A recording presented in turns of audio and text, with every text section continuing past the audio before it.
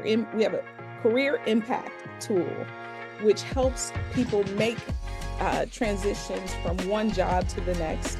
And when we work with companies, we help the people who are leaving that organization leave with dignity, right? We help them quickly find new jobs so that they're not out there wondering what they're going to do and how they're going to feed their families. Because Welcome to the Acquisitions Academy podcast. This is where we connect with business brokers, SBA lenders, exit consultants, and deal makers who are in the trenches of buying and selling businesses every single day. Our community of business owners are learning how to do deals, build wealth through acquisitions, and create passive income through joint ventures with our M&A partners. If you want to be a part of the conversation, join our free community at jvdeals.cbrcapitalgroup.com. Let's get into the show. Listener, you are in for another treat today on the Acquisitions Academy podcast. I am here with Dr. Vanessa Enoch. This is a very exciting episode because her profile is incredible. I'm going to go ahead and read it to you. Wait till you hear this. So she is the president and CEO of Cultural Impact for over 25 years, PhD in public policy, MBA in IT, award-winning journalist, currently the Democratic nominee for Ohio's 8th District, and self-described as an exit advisor. And obviously our audience is 7 to 8 figure business owners thinking about their first or next acquisition. And I just think the way that Vanessa is able to sit at the intersection of business, technology, workforce is exactly what we need to hear today. So excited to have you. Thank you so much for being here, Vanessa. Thank you so much, Mike. I appreciate being here. So I hope we can have a wonderful, productive conversation that can help somebody think about something in another way. Well, that's the goal. So I'm going to do the best that I can to pull that out of you in the short time that we have. So as a good leaping off point, a lot of the business owners that are listening to the show, many of them already own a business. They have a pre-existing business. Many of them have acquired a couple of businesses or looking to acquire their next business. Maybe they have a family. They're at a season of life where they want to take risks. Maybe they're looking for the next thing. And I know one of the things that you're a specialist in is making sure that we are honoring all the relationships. So we want to honor the relationships of their current business while simultaneously honoring the relationships with the business that they're potentially acquiring. Can you just kind of speak to some of the success that you've seen? How does someone manage that successfully? How do they make sure that they can help leave? They're not going to currently leave their current business, but make sure that they leave the business that they're in better than they found it. And how can they acquire this new business and make sure that they're acquiring the business, but also making sure that those relationships remain intact? If you just want to riff on that as a leaping off point, let's start there. Yeah, that is a good question and an important question, because I think one of the things that some people forget when they're looking to make a transition is they forget the human aspect of it. You know, we're talking about just today, I was reading an article about how Meta is laying off 8,000 people, and they're doing it by email, and they're telling them, okay, your job's gone, and so sorry, and but we can't use you anymore. We've got a computer that's doing your job now. And one of the things you mentioned is the importance. You talked about relationships, the importance of relationships. Um, Oftentimes, what happens is when one person is let go, they have developed these wonderful friendships and relationships with the people that they work for or work with. And then when that person is let go, what's going through the person's mind that stays is, am I going to be next? And how do I prepare for this kind of a transition? This happened to my friend. It was inhumane. And then as a business owner transitions to their next opportunity, they're coming into a company where there are already pre-existing relationships. People who are there have already become accustomed to how they're doing business. And then this change happens, this transition happens, and change is always difficult. And so the way that a business owner manages that change will determine the success or the failure of their business. And so what we want to be mindful of when we're acquiring new businesses or we're transitioning our current business. We want to be mindful of how we leave the field, so to speak. We want to make sure that we are doing it in a humane way, that we're doing it in a way that preserves the relationship and it minimizes the risk to business operations. And so, the way that we go about doing that, we always want to keep people and relationships at the forefront and think about how this may be impacting the people who stay. Because the worst thing that could happen to a company is that they go and acquire another company and they lay off their best workers. They keep them and then they lay off their friends, and then inevitably all of the best employees end up jumping ship as well, because either they fear that they're going to be next, or they're not quite sure about where they stand in this transition. And so companies want to be very mindful of how they handle those transitions so that they can keep their key people and minimize the risk to the company overall. So one of the curiosities I have is obviously we want to keep the key people. Let's just use. I know it's people we're talking about, humans, but I'm just going to use a scoreboard for a moment. We'll go A, B, and C players. Mm-hmm. So if I'm acquiring a business, I want to figure out which are those key people, the A players, and which people potentially are the C players. Mm-hmm. So even if an A player is friends with a C player, we really want to base it off of performance metrics, I assume. Do you have like I don't know, frameworks or things that seen or used in the past on how somebody can figure out who the A players are and who the C players are. And then we have an option to either try to raise the standards for the C players so that way they could rise to the occasion, or hey, we're not laying them off. We're letting them know you're not meeting the expectations and the standards. And there's like an off ramp or there's an on ramp, right? And they have an opportunity to earn the position or not earn the position. Do you have like any frameworks that someone acquiring a business that they can follow on something like this?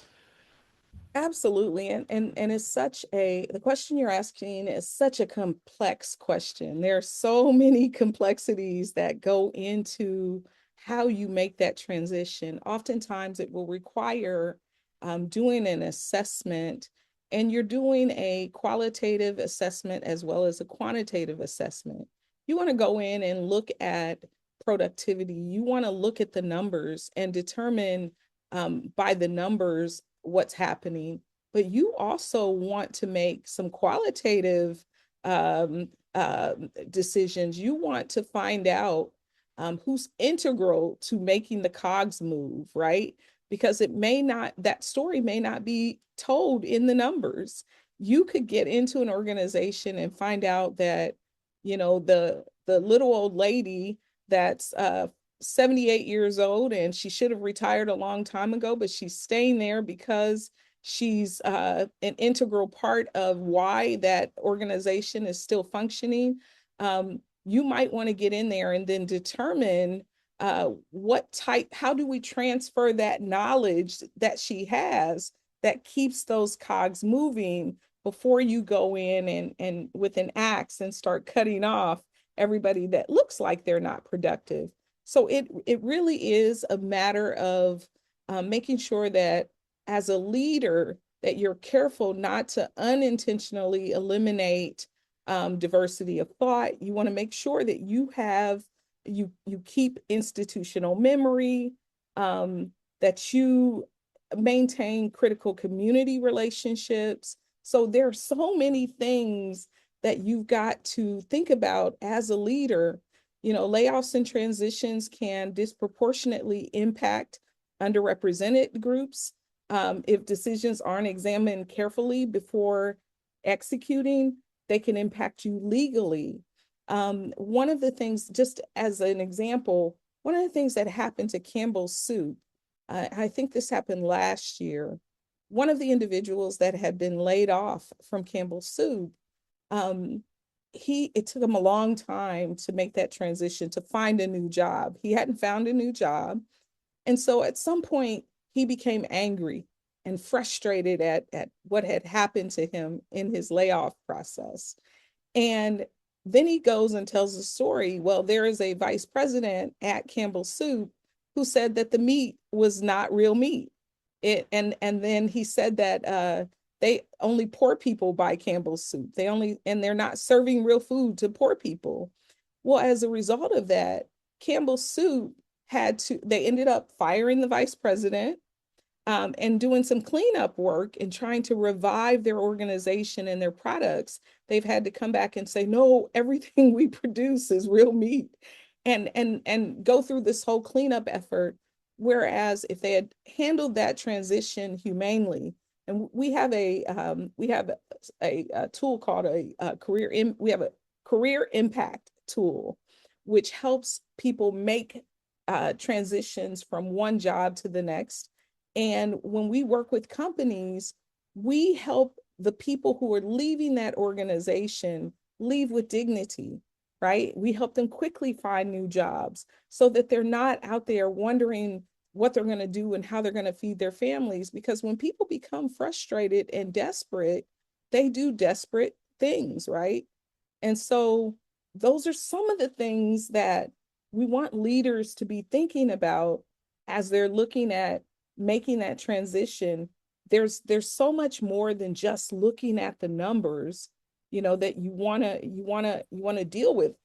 Communication and transparency is essential. You want to be absolutely transparent and honest with all parties involved. Here's what we're doing. Here's why we're doing it. Those people inside that organization can tell you things when you build trust with them that you may not see at a surface level, or you may not see in the numbers. And so we want to make sure that when people are making leadership decisions, that they're doing it in a humane way. They're doing it in a way that preserves the organization and it de-risks the organization. And you could have said it and I could have missed it. And forgive me if I didn't. As far as like that the framework on like we definitely want to handle everything humanely, but for a listener that hears that and they're like, wow, the C player, the guy from Campbell Soup is using that as an example. He was let's say hypothetically he was a C player and we had to lay him off because he wasn't meeting the expectations or the standards. So how do we potentially as business owners that's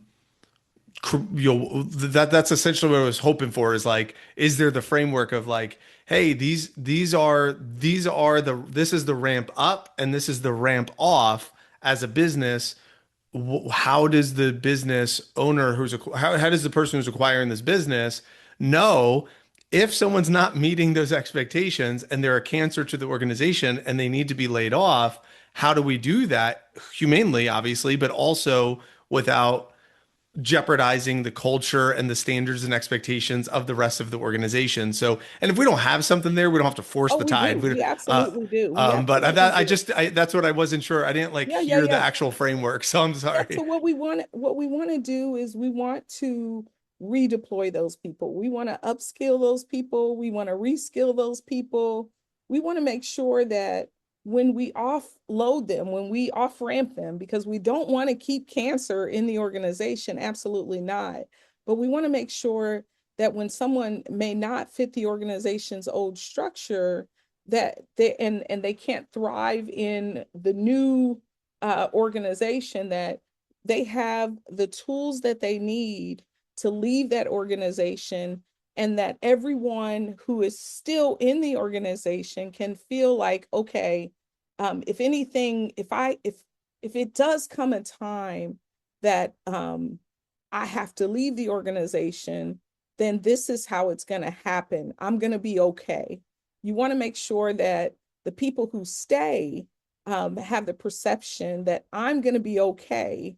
And by being transparent, by making sure that the people who are leaving the organization, who you're letting go, that those people feel that you handled them in a way that was not inhumane, so to speak, because it's the people left behind that's going to be impacted the most by seeing their friends leave. And those are the people who you want to hold on to.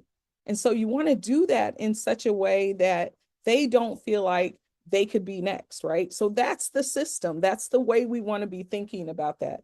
Reskill them, upskill them, we want to be able to redeploy them into other opportunities where they can grow and but you also want to be honest with them about why it is that you're transitioning them, why it is that our company, we're moving in a different direction. Your skill set doesn't match what the direction we're moving in, but we want to make sure that you're taken care of. That's why companies provide um, uh, packages, benefits packages for people who are leaving the organization to de-risk their own organization and make sure that in the long run that they maintain good workable relationships with the people who stay. Cool. Thank you for that. You are listening to the Acquisitions Academy podcast. If you're a business broker, SBA lender, exit consultant, or just someone who's in the deal making world and you want to connect with a community of business owners who are actively learning how to acquire businesses and build wealth through joint ventures, join us. It's free, no cost to you. jvdeals.cbrcapitalgroup.com. All right, back to the conversation. Let me take a pivot into something that we have not talked about on the show at all, and I wanted to get your take on this. I am not an expert here. I just did a little bit of research, like a tiny Google search and a little bit of AI search. So we'll see what shows up here. But I just put in about grants and institutional partnerships. And one of the things that it says is grants and institutional partnerships provide non-dilutive capital and resources that can accelerate post-close scaling without requiring founders to give up equity. This is not something that I know much about. But I was hoping that maybe that's a lane that you could potentially speak about, because that's a new concept that we have not talked about on the show, about having grants and institutional partnerships help fund post-close growth. Is that something that maybe you could speak about a little bit? Absolutely. So I work with innovators and have been working with innovators for many years. And I work with those innovators to help them secure funding through government entities. Many government entities like the NSF, the NIH, NASA, I mean, many of them have programs that will fund innovative ideas that might help advance whatever it is that they do, right? So the Department of War has a grant program. So if you have an innovative technology that you think may help a government entity, and they have phase one, phase two, and phase three grants that will allow you to do some research and development on that innovative idea. And if they find after phase one that your idea is ready for commercialization and that it could be helpful either just in the world in some way or even helpful for the government, they will invite you to do a phase two. Now, the programs have changed significantly just this year. When they were reauthorized, what happened is the government uh, decided that one of the biggest challenges to companies is commercializing that idea, which means that you've done all this research and development and then the idea goes nowhere, right? Because you haven't figured out how to take that idea to market. And so, what the government does in a phase two grant is they will give you $1.2 million if you can match those funds through private equity or private investment into either purchasing your technology or um, providing some type of a contract to you so that you can bring that idea to market through that commercialization process. And then the phase three grant, those are unlimited, which means that you can get a phase three grant from the government for billions of dollars, depending on the need for scaling your product. If you've now gone through a phase two and they can see that through significant investment, that this idea can scale and this idea can help some government entity or some significant need in the community, the government will provide those dollars for you to then take that idea and scale it. And so, yeah, absolutely. And I've worked with a lot of innovators through phase one and phase two and phase three projects, but also um, what's happening. What the government also does is they have something called I-Core program, and the I-Core program is a short term program, very intense. I've been through the I-Core program myself with clients. A very intense program. They will pay for you to learn how to commercialize and scale. The program, I think, is like 3 or 4 months. They'll give you money to travel to conferences and all sorts of things to prepare that product to for its commercialization phase. And so, yeah, it's non-diluted funding, and it is depending on what your idea is, and it's not limited by the idea. If you have a product or a service that can be commercialized and you have a good story to tell about how this product or service could benefit and help society at large, the government may be interested in hearing it. And you're not limited even in which government organization that you can provide a proposal to.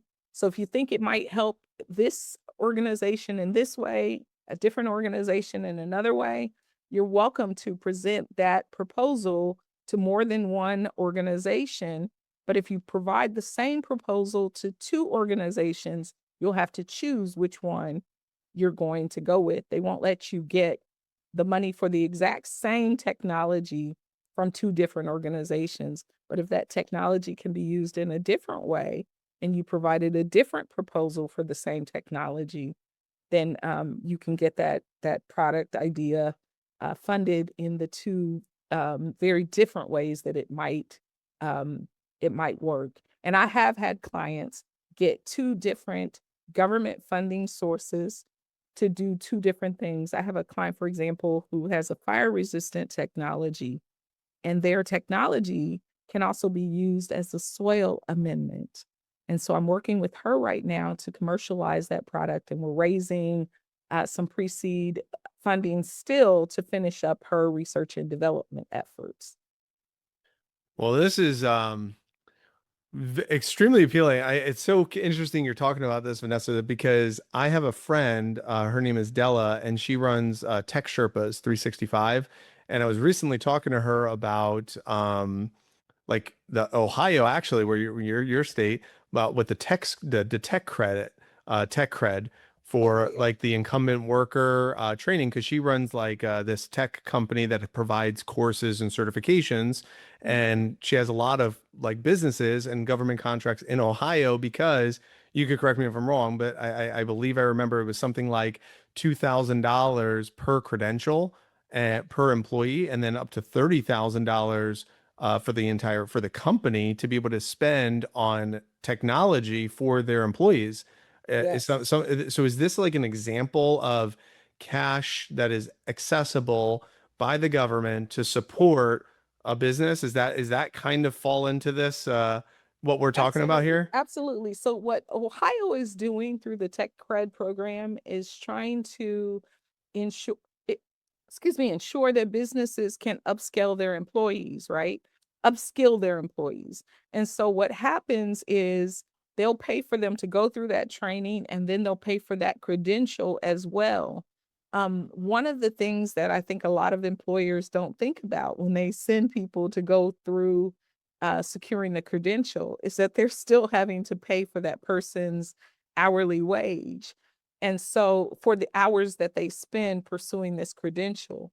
And so what many employers have been able to benefit from is while your employee is not able to be productive during that time, you have the opportunity to ensure that they are upskilled, that they are credentialed at the end of the day, which will benefit your business in the long run.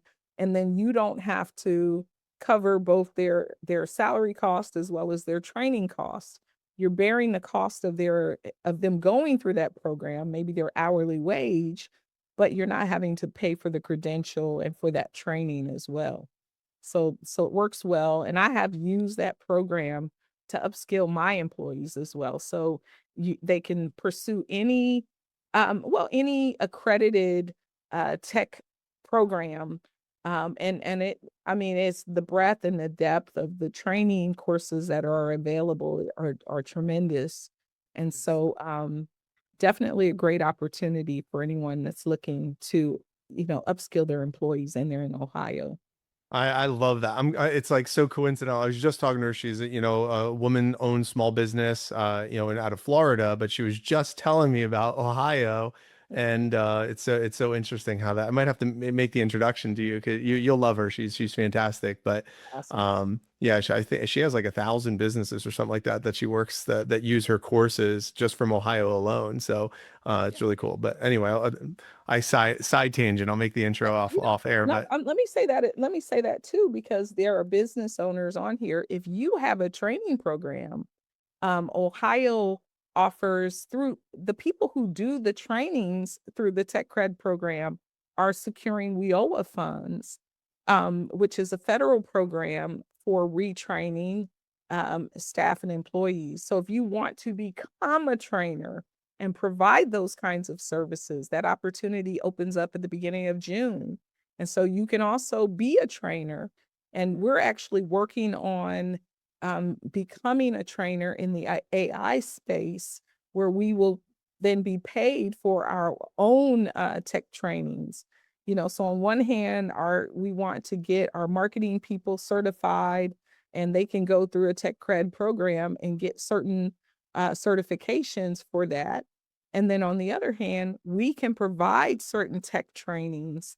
And so we're working on executing on that. But for anybody else who might be listening who has that type of a business, it may be something they can look into, not just in Ohio, but across the country, to secure WIOA funds for their training.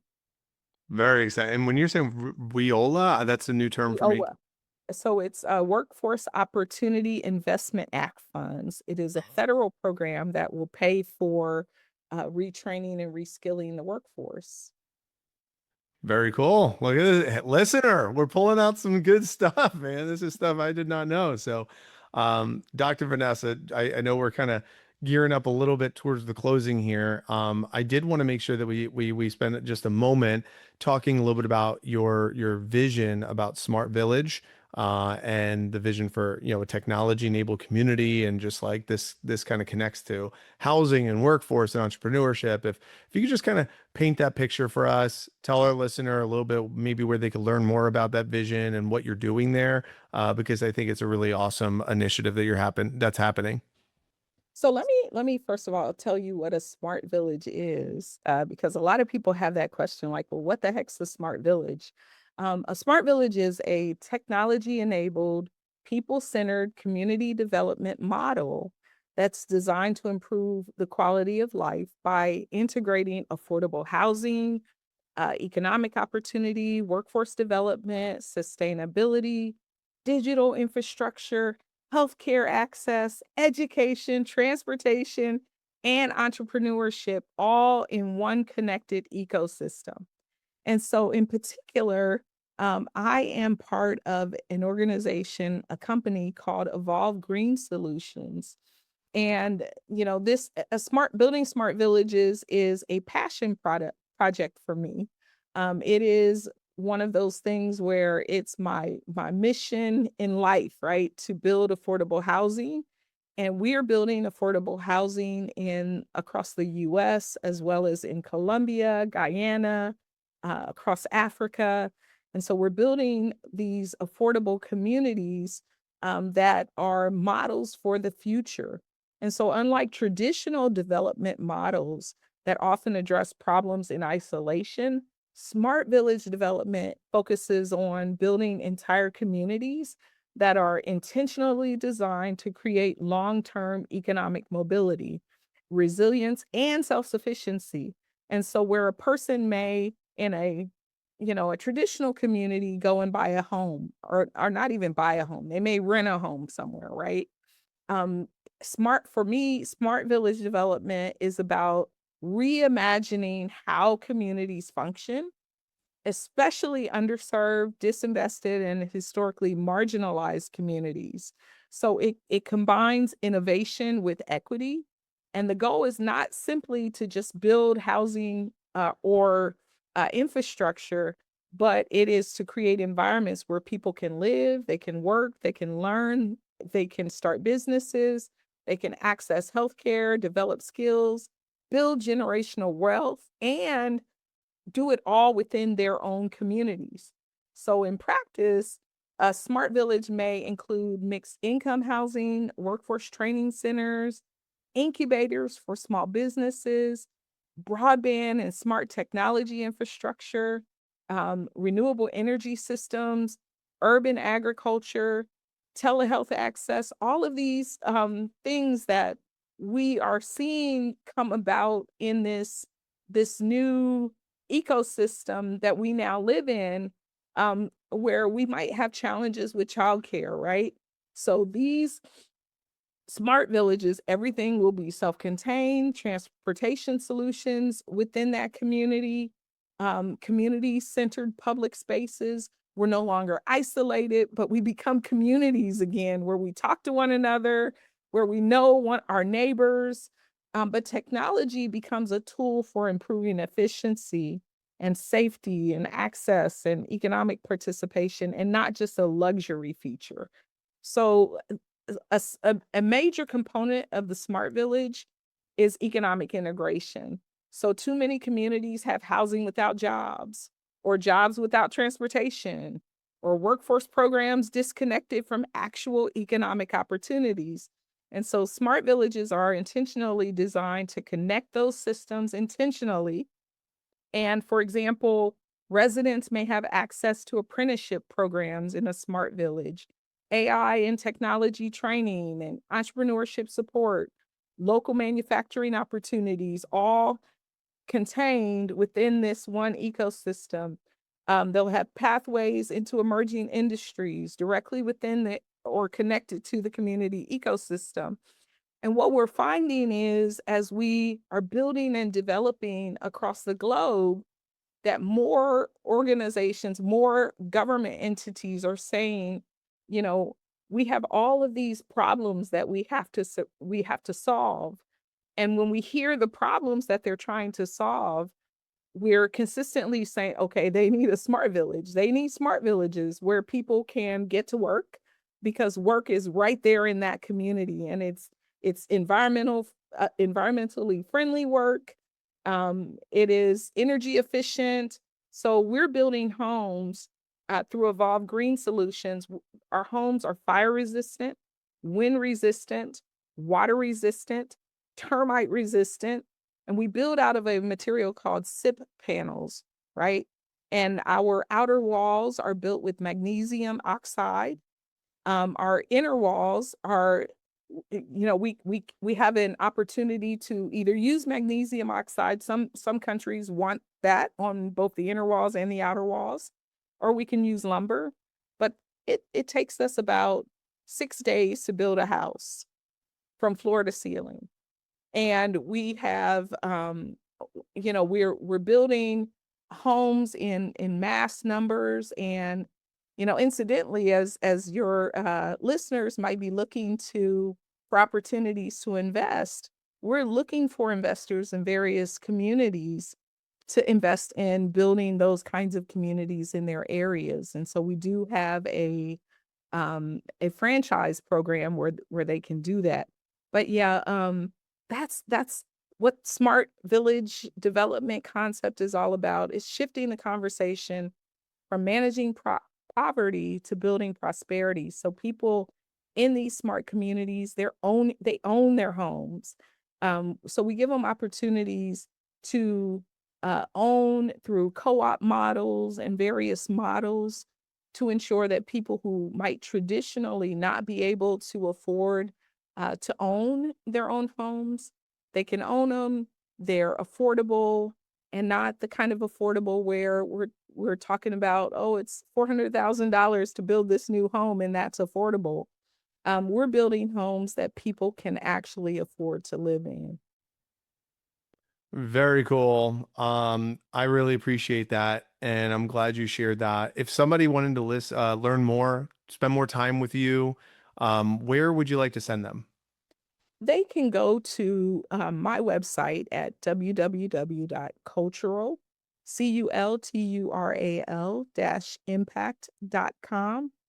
And come in and they can inbox, message, and talk to us there. They can also check out the homes that we're building with Evolve Green Solutions, and Evolve is spelled AEVOLVE. Uh, but it's Evolve Green Solution, and the website is ags3.com. ags3.com, and they can inbox there, and one of our people, they can, just say, hey, I heard Vanessa or Dr. Enoch on a podcast, and I'm interested in learning more. It's ags3.com. Yep, that's our website. And they can learn more about our innovative technology. We actually participated in a showcase, a housing showcase in Washington, D.C., innovative housing showcase in September, where we had the opportunity to kind of showcase our technology and show people how, the building material, they could touch it, feel it, and learn more about it then as well. But we'd be happy to talk to anybody who's interested in that effort as well. So Amazing. cultural-impact.com or ags3.com. Well, we'll put that in the show notes. Thank you so much, Dr. Vanessa Enoch. We really appreciate your time. I know it's a busy season for you Yes. during campaign time and everything that you're going through. So thank you so much. And that's a wrap on this episode of the Acquisitions Academy podcast. If today's conversation got you thinking about deals, partnerships, or your next move in the acquisition space, join our free community at jvdeals.cbrcapitalgroup.com. Connect with other business owners, submit deals, and stay plugged into what we're building. We'll see you on the next one.